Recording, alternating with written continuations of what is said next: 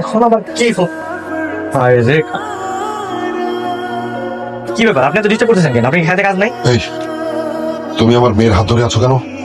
কি বলছে যারা? তোমাদের মধ্যে কি গিয়ে প্রেম হয়ে গেছে নাকি? আপনাকে বলা যাবে না। আমার মেয়ে তুমি আমাকে বলবে না? আপনাকে বললে আপনি যদি আবার ঝামেলা পাকান তাই। হাত ছেড়ে দাও, আমার মেয়ের হাত এক্ষুনি ছেড়ে দাও, ছেড়ে দাও। আহা, একটু ধরে রাখি না, ভালো লাগতেছে তো, এমন ধরেন কেন? আচ্ছা শুনুন, রাগে তো আপনি ডিস্টার্ব করবেন না, ঠিক আছে? কি কেউ দিয়েছে? আর বললো না, পাগল সারাদিন ডিস্টার্ব করে, শুধু কোনো কাজ কেমন আমার পিছনে লেগে থাকে। আমি পাগল না, আমি পাগল। দাঁড়া, এক্ষুনি দেখাচ্ছি। বাবা তুমি এখানে? আমি একটা কাজে আসছিলাম এদিকে। তুই ক্লাস বাদ দিয়ে এখানে কি করিস?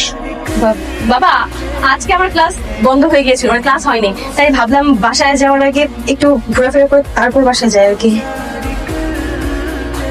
চল বাসায় চল। আমরা যেতে পারবো তো, সমস্যা নেই, জান না আপনি। একসঙ্গে সবাই যাই, চলো।